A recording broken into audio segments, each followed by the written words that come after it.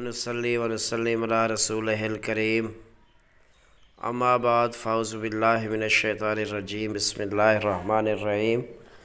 معزز سامعین کرام، آج ہم رمضان المبارک کے پہلے عشرے کی فضیلت اور اہمیت کے حوالے سے بات کریں گے۔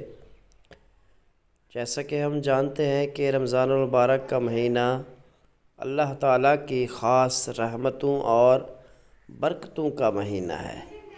اس کے 3 عشرے ہوتے ہیں اور پہلا عشرہ رحمت کا عشرہ کہلاتا ہے۔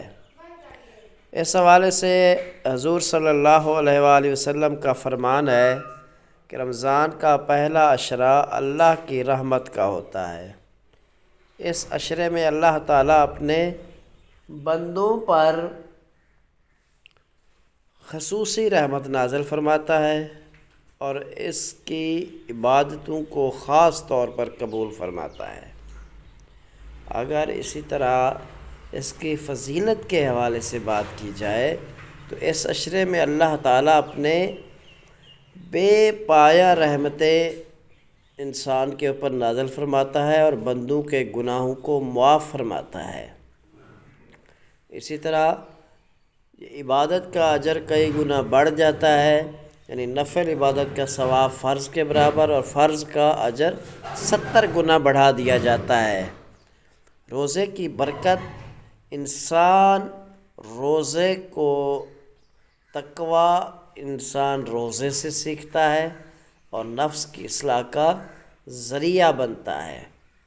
اسی طرح قرآن سے تعلق، رمضان قرآن کا مہینہ ہے کیونکہ اس مہینے میں قرآن مجید نازل ہوا، جیسا کہ اللہ نے قرآن مجید میں بھی فرمایا کہ شہر رمضان الذی انزل فیہ القرآن۔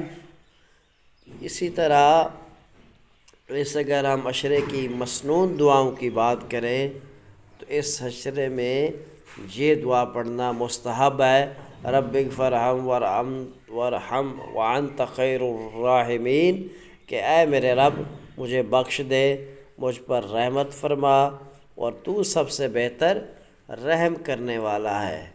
تو یہ عشرہ اپنے دل کو صاف کرنے اور اللہ سے تعلق مضبوط کرنے کا بہترین ذریعہ ہے۔ اس میں صدقہ، خیرات، نماز، تلاوت قرآن اور ذکر و اذکار کی کثرت کرنی چاہیے۔